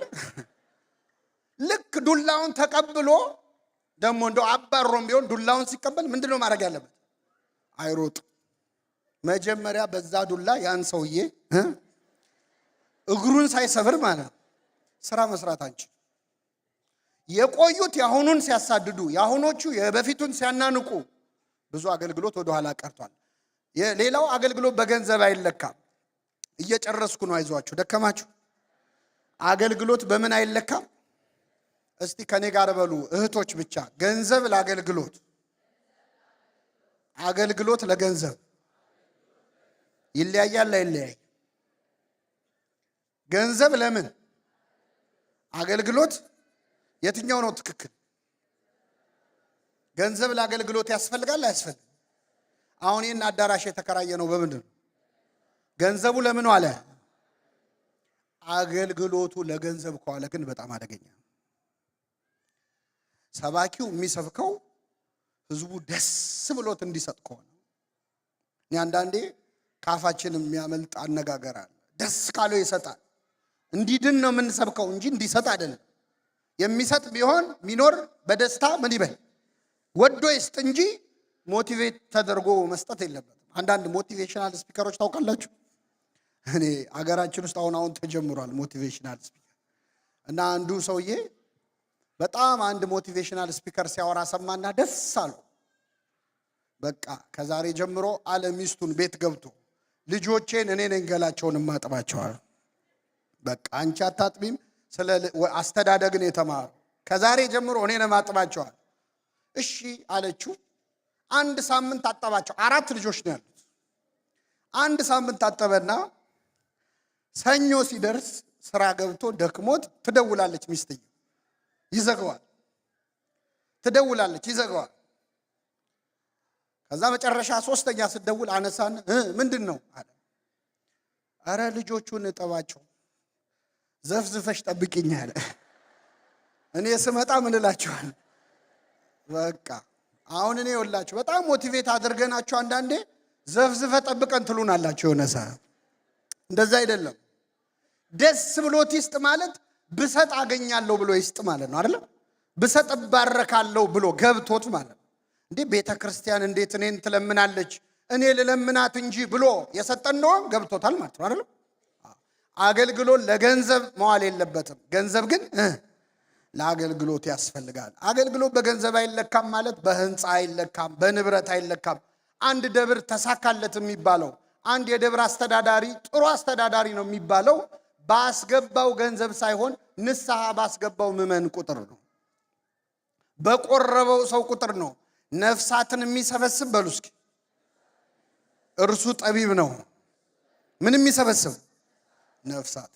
እኔ በጣም ለገቢ እንደው በተለይ ግንባታ ላይ በጣም እናተኩራለን። ውጭ ሀገር እንኳን ያው ግዢ ነው የሚታየው፣ ግን ግንባታ ላይ በጣም ማተኮር ምን እንደሚጎዳ እነዚህን አብያተ ክርስቲያናት ላሳያችሁ። አውሮፓ ውስጥ ያሉ ድንቅ ድንቅ አብያተ ክርስቲያናት ናቸው። በጣም በሚያምር የስነ ህንፃ ውበት የተሰሩ ድንቅ አብያተ ክርስቲያናት ናቸው። ውስጣቸውን ደግሞ ገብተን እንጎበኘዋል። ይሄኛው ፐብሊክ ላይብረሪ ሆኗል። እንደውም የሆነ ጻድቅ እፍ ሳይልበት አይቀርም፣ ላይብረሪ ነው የሆነው። ይሄ ሆቴል ነው። ጥሩ ሬስቶራንት ሆኗል። መኝታ ቤት ሁሉ አለው። ቤተ ክርስቲያን፣ ይሄ ደግሞ ናይት ክለብ ሆኗል። ይሄ ዳንስ ማስተማሪያ ቤተ ክርስቲያን የነበረ።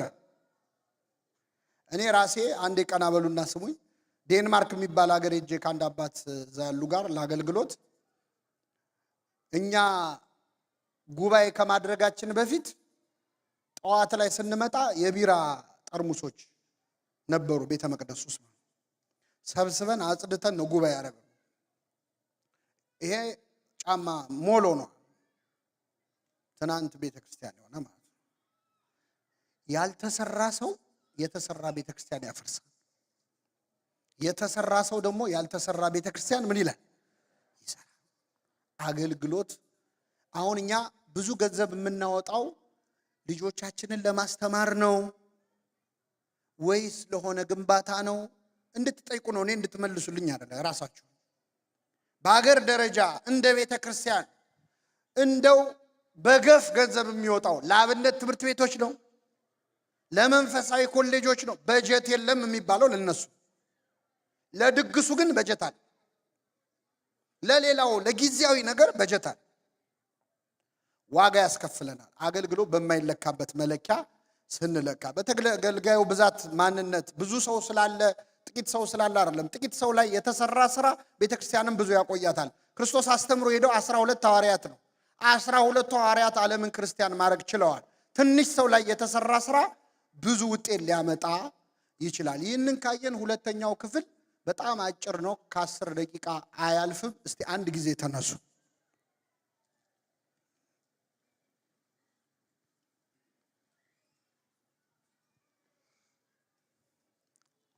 ያው ባላችሁበት መንቀሳቀስ ይቻላል፣ ሌላ ሰው ሳትነኩ ማለት። እሺ አረፍ አረፍ በሉ። ይህንን ካነሳን አገልግሎት ላይ ማነቆ የሆኑብንን 3 ነገሮች ነግሬያችሁ፣ መቼስ ሰው ከጎረቤቱ ይማራል፣ ከሌሎች አብያተ ክርስቲያናት ልምድ ምን እንማራለን የሚለውን ነግሬያችሁ አበቃለሁ። እግዚአብሔር ከሁላችን ጋር ይሁን። አገልግሎት ስናገለግል ፈተና አለው። መጽሐፍ ቅዱስ ላይ ባሪያዬን ኢዮብ አየኸው የሚል ቃል አለ አይደል? አዎ፣ ልክ ባሪያዬን ኢዮብ አየኸው ሲባል ችግር ይመጣል። መንፈሳዊ አገልግሎት ላይ ምንም ፈተና ላይ ገጥመን አይችልም። ምናልባት እዚህ መሃል የቤተ ክርስቲያን አገልግሎት ላይ የቆያችሁ ሰዎች አላችሁ። ደግሞ እንደው ትንሽ ጊዜ ያገለገለ ምንም ያላገለገለ ሰው ሊኖር ይችላል። ትንሽ ስታገለግል ፈተናው ትንሽ ነው። እየጨመርክ ስትመጣ ፈተናው ምን ይላል? ይጨምራል። እስካሁን ባገለገላችሁት አገልግሎት ምንም ፈተና ካልገጠማችሁ ሰይጣን ንቋቸዋል ማለት ነው። እነዚህ ሰዎች ምንም አያመጡም ብሏል ማለት ነው። ሰይጣን ፈተናውን ምን እያለው ነው የሚመጣው? እየጨመረው። አገልግሎቱ ሲጨምር ፈተናው ይጨምራል። ከየት ነው ፈተናው የሚመጣው? ከውስጥም ከውጭ። ውስጣችንም ይፈተናል፣ ከውጭም እንፈተናል። አንዳንድ ሰው አሁን አገልግሎት ላይ ገባና ቤተክርስቲያን ትንሽ የሆነ አስተዋጽኦ ለማድረግ በቅን ልቦና ተነሳስቶ ሲሰራ አንድ የሆነ ሰው መጥቶ የሆነ ንግግር ተናግሮ ሞራሉን ሲሰብረው እኔ ይሄንን አልጠበቅኩም ነበረ፣ እኔ አርፌ ባስቀድስስ ይላል። እንዲህ እንድትሉ ነው ሰይጣን የሚፈትናችሁ። ጥለህ ብትሄድስ? አገልግሎት ማለት እስከ መስቀል ነው፣ እስከ መሰቀል፣ እስከ መሞት እና ፈተና ብዙ አለው። ውስጣዊ ፈተናዎቹን ልንገራቸው። የመጀመሪያ ከንቱ ውዳሴ ነው። እንደዚህ ትልቅ ነገርም ስትሰሩ፣ ሌላም የሆነ ነገር ስታሳኩ፣ ወይ ህንፃ ቤተክርስቲያን አዲስ ስትገዙ፣ ወይ የሆነ አይነት አቺቭመንት ሲመጣ ፈተናው ከንቱ ውዳሴ ነው። ከንቱ ውዳሴ በሰሚው ልብ ውስጥ ነው ይላሉ አባቶቻችን። ሰው እስኪያመሰግንንም አንጠብቅም፣ እንታባያለን እና ውስጣችን እንዲያርግ ያለው የማለት ስሜት ይፈታተናል። ግን ጌታ ምንድን ያለው ለሐዋርያቱ? እናንተ ደግሞ የታዘዛችሁትን ሁሉ ባደረጋችሁ ጊዜ የማንጠቅም ባሪያዎች ነን፣ ልናደርግ የሚገባንን አድርገናል በሉ። እስኪ በሉ የማንጠቅም። አይ ላቆመው ነው እኔ። እሺ በሏ። ባሪያዎች ነን፣ ልናደርግ የሚገባንን አድርገናል በሉ። አሁን እኛ ምንድነን? ምንድናችሁ? ምን አይነት? እኔ አይደለሁም፣ ይቅርታ አድርጉልኝ፣ እኔ አይደለሁም። ጥቅሱን በደንብ ይዩት እስቲ። እናንተ ደግሞ የታዘዛችሁትን ሁሉ አድርጋችኋል። የታዘዛችሁትን ሁሉ። ስለዚህ የማንጠቅም ባሪያዎች ነን ለማለት ራሱ አንችል። አንድ ፈረንጅ መጣና ስልጠና ላይ ኢትዮጵያ ለምን ድሃ መሆን አልቻለችም አለ። እስቲ ንገሩኝ፣ ኢትዮጵያ ለምን ድሃ መሆን አልቻለች? ድሃ አይደለንም። በነገራችን ላይ ድሃ አይደለም፣ የድሃ ድሃ ነን። ኢትዮጵያ ድሃ ለመሆን ትንሽ ሀብታም መሆን አለባት። ስለዚህ ድሃ መሆን ራሱ፣ ስለዚህ የማንጠቅም ባሪያዎች ነን ለማለት ራሱ አንችልም። ምክንያቱም ልናደርግ የሚገባንን ምን አላደረግንም። ፈተናዎቻችን ውስጣዊ ነው። ሰው በሰራው ስራ ዝም ብሎ ከንቱ ውዳሴ የሚሰበስብ ከሆነ ልክ ደሞዝ ሳይደርስ ብድር የሚበደር ሰው ታውቃላችሁ? ከገሌ 500 ብር ከገሌ 300 ብር የደሞዝ ቀን ደሞዝ ከፋይ ነው እሱ። በከንቱ ውዳሴ ከሰበሰብ ነው ዋጋችን በምድር ይቀራል፣ በሰማይ ዋጋ የለንም። እንዲህ ከመባል ይሰወራል። ፈተናዎቻችን ብዙ ናቸው። ቤተክርስቲያንና ለማወቅ ይሄን ሰዓት ላለመፍጀት ልለፈው፣ እድሎቻችንን እናመክናለን። በቤተክርስቲያን አገልግሎት ጌታ ምን አለ? ዛሬ በተነበበው ወንጌል ላይ ቀን ሳለ የላከኝን ስራ ላደርግ ይገባኛል፣ ማንም ሊሰራባት የማይችል ሌሊት ትመጣለች። አሁን በቤተክርስቲያናችን ባለው ችግር መጥፎ ነገሮች አሉ፣ ግን ደግሞ ጥሩ እድሎች አሉ። ምን አላቅም፣ እንዲህ ነው ብዬ አላጠናሁት፣ ግን በመጥፎ ጊዜ ጥሩ እድሎች አሉ። ለምሳሌ የመጀመሪያዋ ቤተክርስቲያን ስደት ሲደርስባት፣ መከራ ሲወርድባት፣ ቀዳሜ ሰማይ ቅዱስ እስጢፋኖስ በድንጋይ ተወግሮ ሞተ። ክርስቲያኖች ምን አሉ? በየቦታው ሲበተኑ በሄዱበት ቦታ ምን አረጉ? ወንጌል አስተማሩ። አይ እሱ ሞቶማ ስብከት የለም አላሉ። ፊልጶስ ሄዶ ጃንደረባውን ሰበከ። ሌሎች ሄደው ሰማርያ አስተማሩ። መጥፎውን ጊዜ ለጥሩ ነገር ነው አባቶቻችን የተጠቀሙበት። አሁን ያለን እድል ምንድን ነው? ሲያትል ያላችሁ ሰዎች፣ ሰሜን አሜሪካ ያላችሁ ሰዎች ምንድን ነው እዚህ ሀገር ላይ ቤተክርስቲያን ወገቧን አስራ ብትሰራ ልትሰራው የምትችለው ይህ አገር የሰጣችሁ እድል ምንድን ነው? ምናልባትም እኮ ካህናት፣ አገልጋዮች በትክክል የቤተክርስቲያን አገልግሎት ቢሰራ ኖሮ ሌላ ስራ ለመስራት አይገደዱም ነበረ። ቤተክርስቲያን ስራዋ በዝቶ አንተንማ በምንም ታምር ሌላ ስራ አላሰራህም ማለት መቻል ነበረባት። እድሎቻችንን ግን እናመክናለን። የተገኘውን እድል መጠቀም፣ ቁጭ ብሎ ማጥናት፣ እንዴት ብንሄድ ይሻለናል ማለት እኛ አይደለንም አጀንዳ ራሱ የምናወጣው፣ ሌላው ነው አጀንዳ ሴት የሚያደርግልን። ስንሰደብ ሰሞኑን ስለዛ ስድብ ስናወራ እንከርማል። ስንገደል ሰሞኑን ተገደልን እንላለን። እኛ ራሳችን ለራሳችን አቅደን የምንሰራው መቼ ነው? ይህ የቤተክርስቲያን በጣም ውስጣዊ ፈተናችን። ውጫዊ ፈተናዎች ብዙዎች አሉ። ስራ የሞላበት ትልቅ በር ተከፍቶልኛል፣ ተቃዋሚዎች ብዙ ናቸው ይላል። ምንም ስራ ስንሰራ በቤተክርስቲያን አገልግሎት ብዙ ፈተና አለ። ሐሜት፣ ስድብ፣ ንቀት፣ ዱላ፣ መጨረሻ ሰይፍ አለ። ተሰደብኩ ብለህ ሲገርም ሰይፍ ሁሉ አለ። ሐዋርያት ሁሉም ሰማዕታት ሆነው ነው ያረፉት። ከሐዋርያት መካከል አንድ በሰላም የሞተ ምስክር ወረቀት የተሰጠው ሐዋርያ አለ? እስካሁን ላገለገልከው አገልግሎት የተባለ እኔ እንኳን አስተምሬ ስወርድ ቃለ ሕይወት ያሰማልን ትላላችሁ። ሐዋርያት ቃለ ሕይወት ያሰማልን ያላቸው የለም። ከመቼው አስተምረው ጨርሰው ጥርሳቸውን አርግፈነው ነው፣ ከመቼው ገርፈናቸው ነው። እና የሚገርመው ግን ለአንድ ሰዓት እንኳን ያህል አገልግሎት አላቆሙም። ቅዱስ ጳውሎስ ምን አለ? ገላትያ 2 ላይ የወንጌል እውነት በእናንተ ዘንድ ጸንቶ እንዲኖር ለአንድ ሰዓት እንኳን ለቀን አልተገዛንም። ለአንድ ሰዓት አገልግሎት አላቋረጡ። እንዴት ነው የሞቱት? ተመልከቷቸው። ጴጥሮስ ተዘቅዝቆ ተሰቅሎ፣ ግማሹ ቆዳው እየተገፈፈ ቆዳው ላይ ጨው እየተነሰነሰ ቁስሉ ላይ በእሳት አልጋ ላይ ያስተኟቸው። ሁሉም ሐዋርያት ሰማዕትነትን ተቀብለው ነው ያረፉት። በረከታቸው ይደርብን። ስለዚህ አገልግሎት በጣም በጣም ብዙ መከራዎች አሉት። ይህንን ካልን የመጨረሻ ዛሬ ተናግሬ የምወርደው እንደው ከሌሎች አብያተ ክርስቲያናት ምን እንማራለን የሚለውን ነው። አሳልፍ ይውታችን ከሌሎች አብያተ ክርስቲያናት ልምድ ምንድነው የምንማረው? ቅዱስ ጳውሎስ አንድ የተናገረው ነገር አለ። እንግዲህ ውስጣዊ ፈተናዎቻችንን በመግባባት ልንፈታው እንችላለን። መቼስ አንድ ሆኖ ማገልገል በጣም ከባድ ነው። እኛ ከሌሎች ከመናፍቃን ከአህዛብ እግዚአብሔር የለም ከሚሉ ሰዎች ጋር አይደለም ትግላችን። የኛ ቤተክርስቲያን ያገልግሎት ጊዜ የሚባክነው እርስ በርስ በመንጣላው ጸብ ነው። የእርስ በርስ ጦርነት ላይ ነን። መጋደላችን ከስጋና ከደም ጋር አይደለም ማለት አንችልም። እኛ ከስጋና ከደም ጋር ነው እንጋደለው፣ እሱም ከገዛ አጠገባችን ካለው ከወንድም ከእህታችን እና በትንሽ እንኳን አንድ ደብር ላይ ያገለገለ አንድ ሰው በንግግር እንኳን መስማማት ይቸገራል። ፍቅር ከማጣት ማለት እንደው ለቤተ ክርስቲያን ብዬ ነው ብለው ሰዎች ሲጣሉ የሚውሉ አሉ። የሰው ልብ የሚያቆስል ነገር ተናግረው እኔ ለአገልግሎቱ ነው የሚሉ ሰዎች አሉ። እግዚአብሔር ልቡናቸውን ይመልሰው።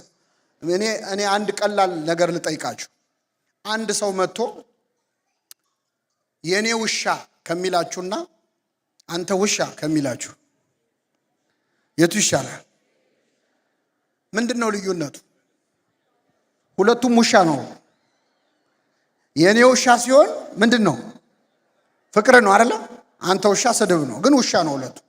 አንድ ንግግር እውነት ለመናገር ከፍቅር ጋር ከሆነ ስድብ እንኳን ፍቅር ከሆነ ካለበት መዋደድ ካለበት አለዝበን እንድንሰማ ያደርጋል። አያደርግም? ያደርጋል። እኛ ስለምንጨካከል ለመተራረም እንኳን አንዱ ሌላውን ለማገዝ እንኳን ፈቃደኛ ስላልሆንን እንጂ ብዙ ስራዎች ወደ ኋላ የሚጎተቱት በዛ መንገድ ነው። ቅዱስ ጳውሎስ ከሌሎች አብያተ ክርስቲያናት ያነሳችሁበት ምክንያት ምንድነው ያለውን እንደው ከጎረቤት መማር ጥሩ ስለሆነ እንደው ከአህት አብያተ ክርስቲያናት የግብጽ ቤተክርስቲያን አሁን እዚህም መጥቼ ሰምቼዋለሁ። ልጆቼ ወደ ግብጽ ቤተክርስቲያን ነው መሄድ የሚፈልጉት የሚሉ ወላጆች አሉ። እንደው ከጎረቤቶቻችን ከግብጽ ቤተክርስቲያን ምን እንማራለን?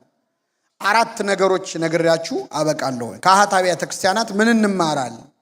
ግብጾች እኛ እንኳን ልጆቻችን ወደዛ እስኪሄዱ ድረስ እንዲሳካላቸው ያደረገው የአገልግሎት አስተሳሰብ ምንድን ነው?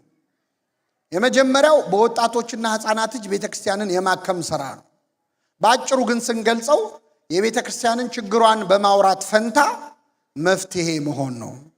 ቤተክርስቲያን ችግሯን የሚያወራ ሰው እጥረት የለባትም።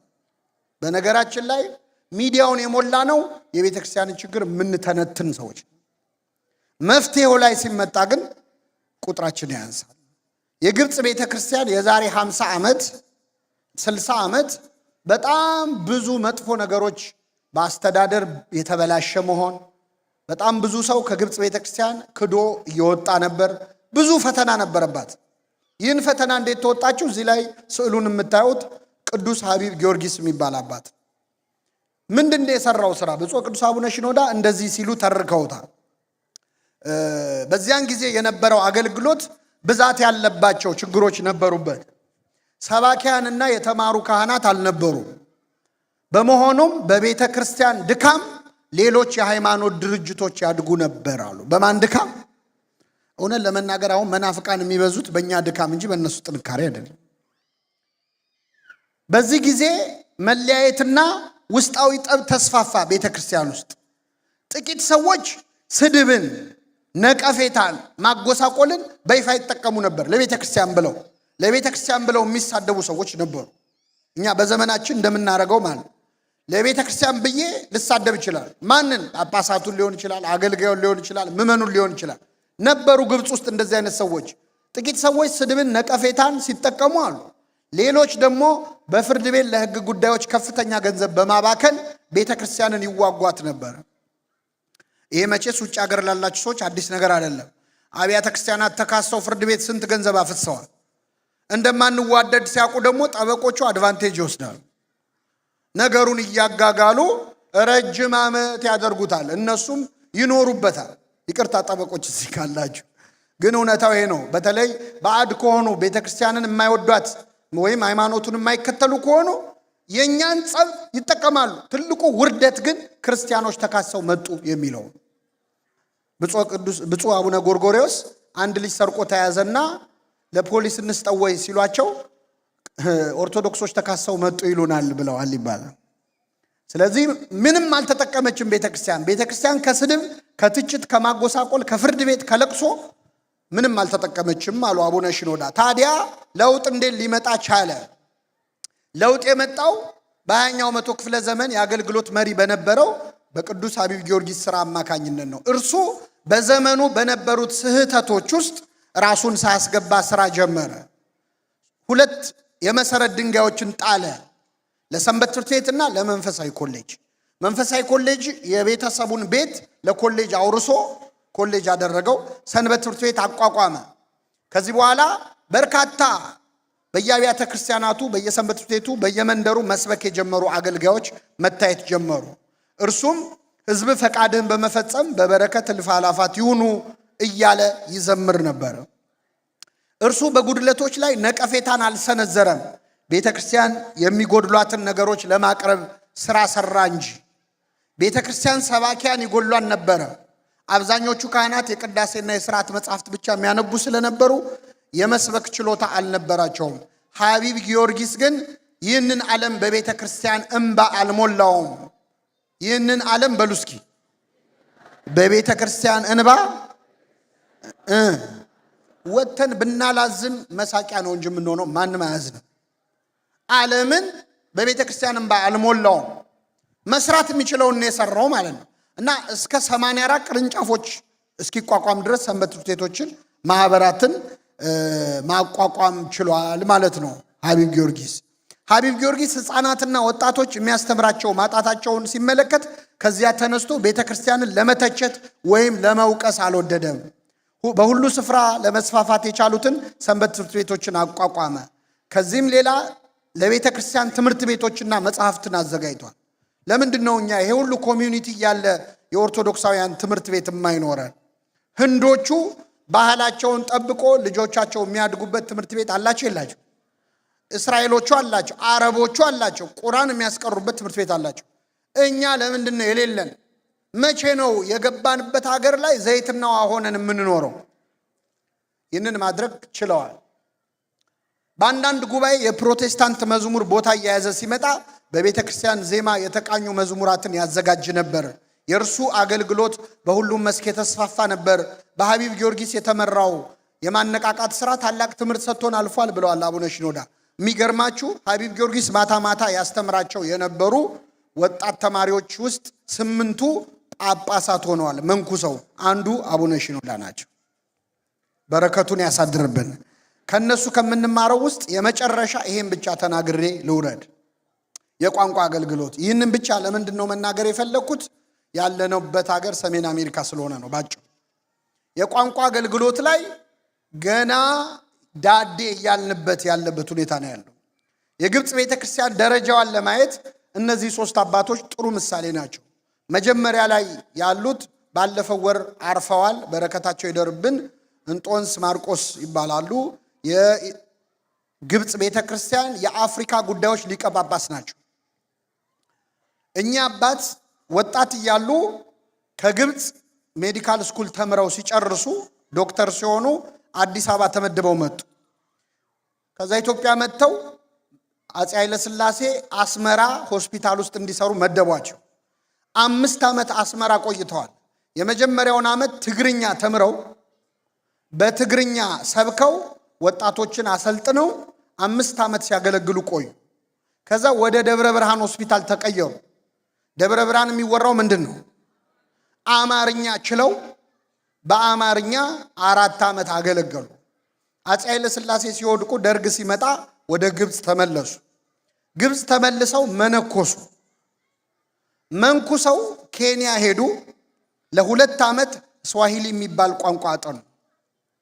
34 የአፍሪካ ሀገር ዞረው አስተምረው አብያተ ክርስቲያናት አቋቋሙ። ለሀገሩ ተወላጅ ማለት 34 እኔ ያገኘኋቸው የዛሬ 7-8 ዓመት ነው። ሳገኛቸው ደቡብ አፍሪካን ያገኘኋቸው 3 ቋንቋ ይችላሉ። ጦሳ፣ ዙሉና ጿን የሚባሉና አፍሪካንስ 4ኛ ቋንቋ የዛን ሀገር ቋንቋ ፍሉዌንትሊ ይችላል። ምን እንዳሉ ታውቃላችሁ? ኢትዮጵያውያን በጣም ዕዳ አለባችሁ። እኔ ቆዳዬ ጥቁር ቢሆን ኖሮ አፍሪካ ውስጥ ኦርቶዶክስ ያልሆነ ሰው አይኖርም ነበር። ይህን ስራ መስራት ያለባት ማን ነበረች? ኢትዮጵያ ነበረች። እና በቅርቡ አርፈዋል። በረከታቸው ይደርብን። እኛ ገና ስለ 1 ስለ 2 ቋንቋ እየተጨቃጨቅን ያለ ነው። አገር ውስጥ 1-2 ቋንቋ እንኳን ገና የዘር ጉዳይ የዘረኝነት ምናምን እየተባለ ያጨቃጭቃል። ይህንን ሁሉ አፍሪካ ሀገር ማዳን ችለዋል። 2ቱ ጳጳሳት ግን ያነሳዋቸው ለምንድን ነው? እዚህ ሀገር የምታገለግሉ አባቶቻችን፣ ወንድሞቻችን፣ ምእመናን በተለይ ዲሲሽን ሜከር ሲሆናችሁ የዛሬ 5 እና 10 ዓመት አሁን ያሉ ልጆቻችሁ ያድጋሉ። ምን እንዲሆኑ ነው ያሰባችሁላቸው? ምንድነው የታቀደው? አሁን ከኛ በላይ እንግሊዘኛ እንደ ሀገሬው ተወላጅ መናገር የሚችሉ ልጆች አሉን። የቋንቋ አገልግሎት ቅድም ወንድማችን እንዴት ወርቅ አድርጎ እንዳስተማረ አይታችኋል። የአክሰንት ችግር የለባቸው፣ የቋንቋ መረዳት ችግር የለባቸው፣ አገሩን የማወቅ ችግር የለባቸው። እነዚህ ልጆች የዛሬ 10 ዓመት ምንድነው የሚሆኑት? ስንቶቹ ቄስ ይሆናሉ? ስንቶቹ መንኩሰው ጳጳስ ይሆናሉ? ምንድነው ያቀድነው? አሁን እኛ የምናስበው እኛን ማዕከል ያደረገውን አገልግሎት ነው። ግን ወደድንም ጠላንም እኛ በእድሜ እየገፋን እያረጀን ስንመጣ የሚቀሩት እነሱ ናቸው። አሁን ስራ ካልሰራንባቸው ዛሬ የገዛናቸውን አብያተ ክርስቲያናት አሟረት ካትበሉኝ ሸጠው ይካፈሉታል። ወላጆቼን የገዙ ብለው ሸጠው ይካፈሉታል። ይሄ እንዳይሆን ግን አሁን ነው መስራት ያለብን። ለምሳሌ አንድ ቤተ ክርስቲያን ልጆች አምፀው እስኪወጡ መጠበቅ የለበትም። ሃና ለቢኖረው እዛው ቤተ ክርስቲያን ውስጥ የእንግሊዘኛ አገልግሎት የአማርኛ አገልግሎት ቢኖር እንደ ዲያቆን አቤል አይነቶቹ ልጆች አንተን ቤተ ክርስቲያን ለዚህ ትፈልጋለች፣ ይሄንን ትምህርት ሄደ ተማር፣ አገር ቤት ሄደ መንፈሳዊውን ትምህርት ሳይኮሎጂውን ለዚህ ጉዳይ 10 ልጆች እንኳን መርጠን እዚህ ሀገር ያሉ ልጆችን ችግር ራሳቸው እንዲያጠኑ አድርገን እኛ አሁን አውቅልሃለሁ ነው ትልቁ ችግራችን። እኛ ነን አዋቂ ምን መስል ራሳቸው ስለ ራሳቸው ችግር ያውቃሉ። የዚህን ሀገር አስጠንተን ግድ የለም ልጆቻችንንም ካላመናቸው ያለነው አሜሪካ ነው። ገለልተኛ ተቋማት አሉ። ይቺ ቤተ ክርስቲያን በ10 ዓመት ውስጥ ሰስቴነብል የሆነ ስራ እንድትሰራ ምን ማድረግ አለባት የሚለውን አጥናና ስጠኝ ብላ አውትሶርስ ብታረክ ሰርቶ ፕሮፖዛል የሚሰጡ ተቋማት አሉ። ስለዚህ ከ5 ዓመት በኋላ ከ10 ዓመት በኋላ ምንድነው ለማድረግ ያቀድ ነው? ይሄ አሁን ያለውን ቤተ ክርስቲያን ሰፋ አድርጎ መስራት፣ ይሄ ያለውን ምመን የበለጠ ማድረግ እሱ ለእኛ ነው የሚጠቅመው። ለልጆቻችን የሚጠቅመው ግን ልጆቻችን ላይ የምንሰራው ስራ ነው። የሰማነውን በልቡናችን ያሳድረው።